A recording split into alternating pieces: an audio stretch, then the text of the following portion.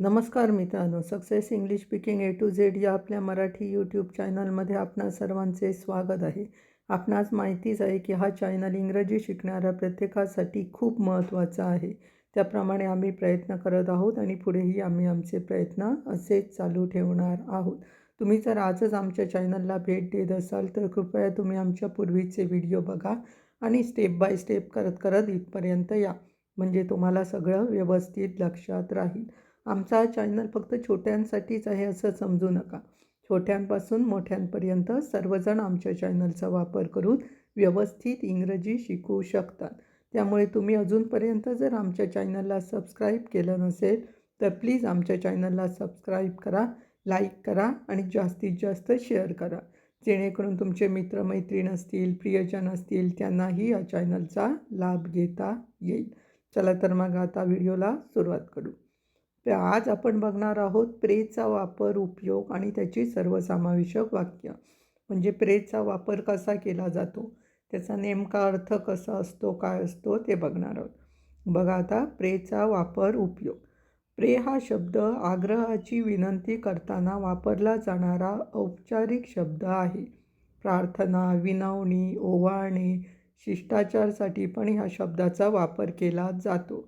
प्रे हा शब्द बहुतांशी ठिकाणी क्रियापद म्हणून वापरला जातो. म्हणजे प्रे हा क्रियापद म्हणून पण वापरला जातो. आता प्रे हा क्रियापद म्हणून वापरताना त्याची रूपं कशी बदलली जातात ती बघूया.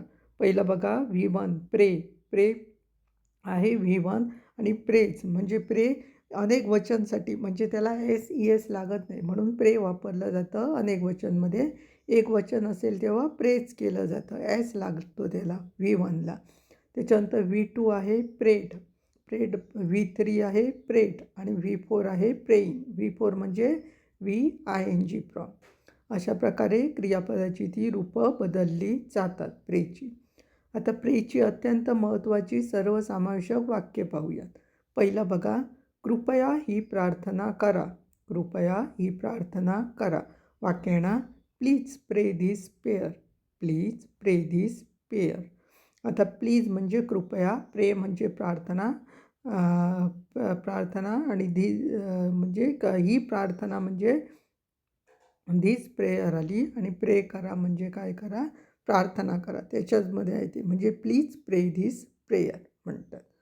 त्याच्यानंतर दुसरं वाक्य बघा, कृपया किंवा कृपा करून मला जाऊ दे. कृपया किंवा कृपा करून मला जाऊ दे. वाक्य ना, प्रे लेट मी गो. प्रे लेट मी गो म्हणजे विनंती केलेली आहे म्हणून प्रे आलेलं आहे, लक्षात घ्या. प्रे लेट मी गो. त्याच्यानंतर नेक्स्ट तिसरं, मी तुमची माफी मागतो किंवा मी तुमची माफी मागते. प्रार्थना करत राहा. वाक्य ना, I beg your pardon. Pray continue. I beg your pardon. Pray continue. Pray continue म्हणजे प्रार्थना करत राहा.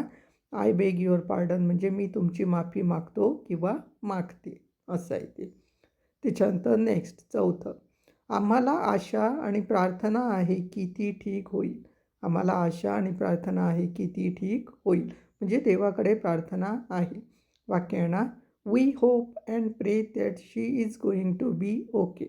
We hope and pray that she is going to be okay.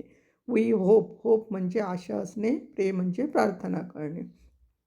She is going to be okay म्हणजे काय, ती ठीक होईल, असं आहे ते. दॅट जोडण्यासाठी वापरलेलं आहे की म्हणून. त्याच्यानंतर नेक्स्ट पाचवं, कदाचित त्याने मदतीसाठी प्रार्थना करायला पाहिजे किंवा कदाचित त्याने मदतीसाठी प्रार्थना करावी असं पण म्हणू शकतो. वाक्य ना, मे बी ही शूड प्रे for help.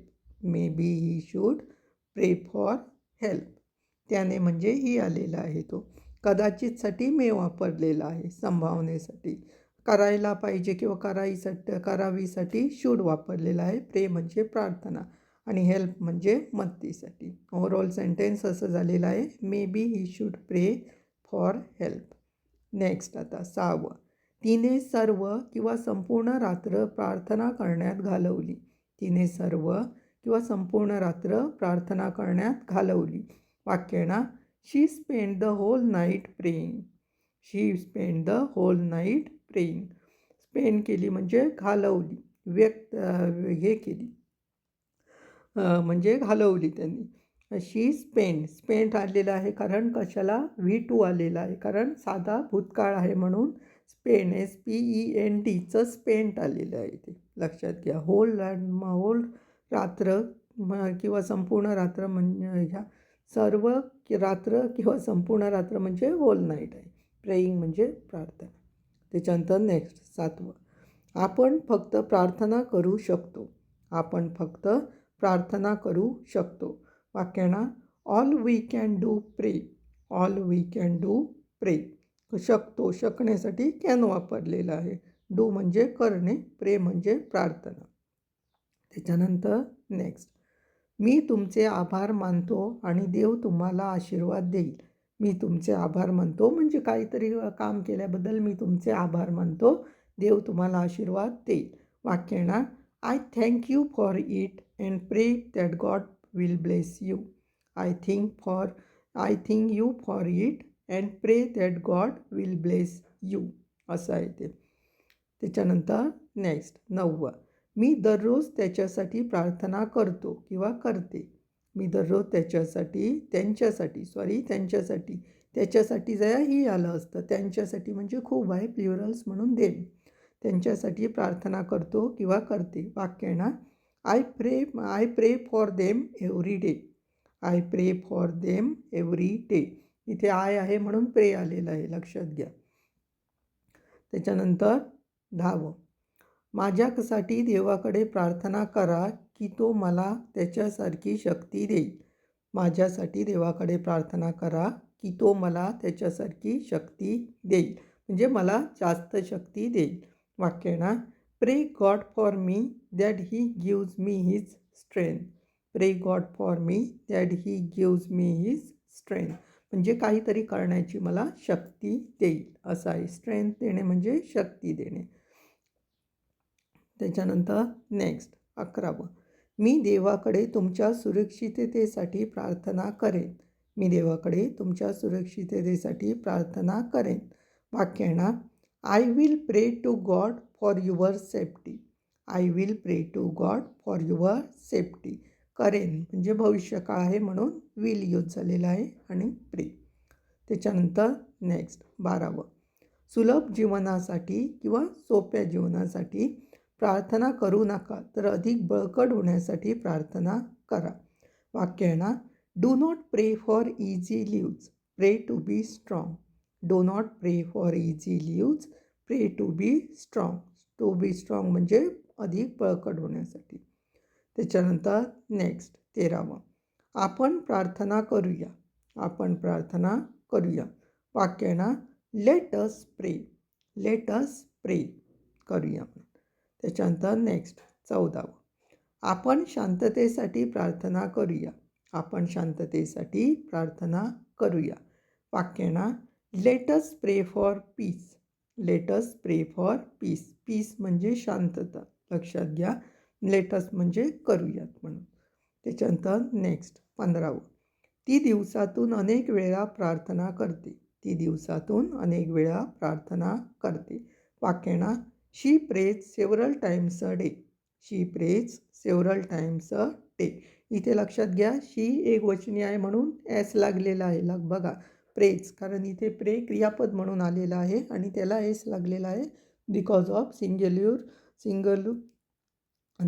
Because of singular आहे ते, करता आहे तो सिंग्युलर आहे म्हणून आणि एकवचनी आहे म्हणून त्याला प्रेज आलेलं आहे.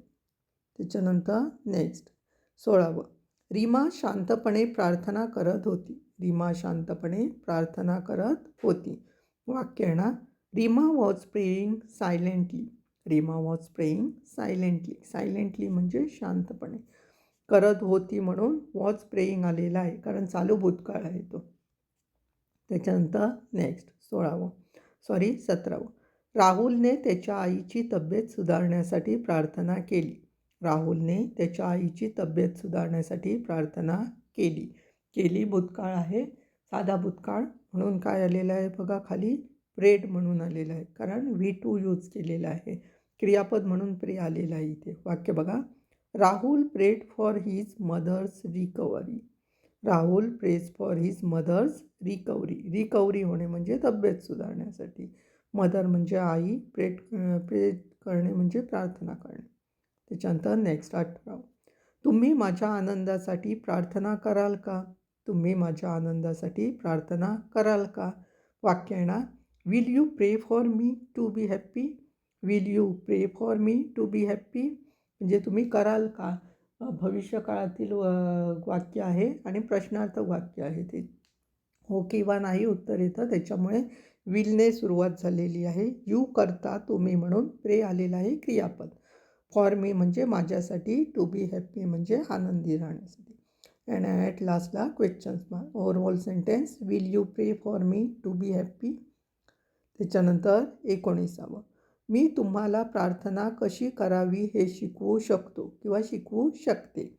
वाक्य येणार, I can teach you how to pray. I can teach you how to pray म्हणजे शिकवू शकतो. शिकण्यासाठी कॅन यूज केलेलं आहे आणि हाऊ टू प्रे म्हणजे कशी करावी त्याच्यासाठी. त्याच्यानंतर नेक्स्ट 20. मी तुमच्या कुटुंबासाठी प्रार्थना करेन. मी तुमच्या कुटुंबासाठी प्रार्थना करेन. वाक्य येणार, आय विल प्रे for your family. I will प्रे फॉर युअर फॅमिली. हे पण भविष्यकाळाचे वाक्य आहे, त्याच्यामुळे विल प्लस क्रियापदाचं पहिलं रूप आलेलं आहे. अशा प्रकारे ही 20 वाक्य आहेत. खूप महत्त्वाची आहे. प्रेचा कसा वापर केला जातो हे त्याच्यामध्ये तुम्हाला व्यवस्थित लक्षात येईल. तुमच्या जर लक्षात आलं नसेल तर व्हिडिओ पुन्हा बघा, त्यानंतर तुम्हाला व्यवस्थित कळेल. त्याचप्रमाणे आमचे अदर सोशल मीडिया प्लॅटफॉर्म्स आहेत, त्यावर पण त्याला पण तुम्ही नक्की भेट द्या. आमचं फेसबुक पेज आहे इंग्लिश स्पीकिंग विथ स्वप्नील स्मिताचा भाऊ. प्रतिलिपी मराठी अकाउंट पेज आहे स्मिताचा भाऊ म्हणून. लिंक्डइन अकाउंट आहे स्वप्नील स्मिताचा भाऊ म्हणून. इंस्टाग्राम अकाउंट आहे नाईक स्वप्नील म्हणून. तिथे तुम्ही जाऊन आम्हाला फॉलो करायला विसरू नका. त्याचप्रमाणे आम्ही रिसेंटली यूट्यूब चॅनल चालू केलेला आहे शॉर्ट्सचा. त्याच्यामध्ये तुमचा शब्दप्रयोग जे काय आहे ते सुधारण्यासाठी, व्होकॅब्युलरी सुधारण्यासाठी तुम्हाला चांगलं होईल, त्याच्यासाठी आम्ही चॅनल केलेला आहे शॉर्ट्सचा. तिथे पण जाऊन तुम्ही आम्हाला नक्की भेट द्या आणि सबस्क्राईब करायला विसरू नका. त्याचप्रमाणे जास्तीत जास्त शेअर पण करा. आमच्या चॅनलचं नाव आहे success English speaking shorts. YouTube channel link आहे https://www.youtube.com/@स्वप्नील नाईक A1. तुम्ही डायरेक्टली स्वप्नील नाईक A1 वर जाऊन यूट्यूबवर जाऊन सर्च केला तरी तुम्ही पण आमच्या चॅनलवर पोहोचाल. त्याच्यामुळे तिथे जाऊन पण आम्हाला सबस्क्राईब करायला विसरू नका आणि जास्तीत जास्त शेअर करा, जेणेकरून तुमचे मित्रमैत्रीण प्रियजन असतील त्यांनाही या चॅनलचा लाभ घेता येईल. कारण वर्ड्स पण तेवढेच इम्पॉर्टंट्स आहेत, हे लक्षात असू द्या. चला तर मग आता आपण भेटणार आहोत नेक्स्ट व्हिडिओजमध्ये. तोपर्यंत धन्यवाद.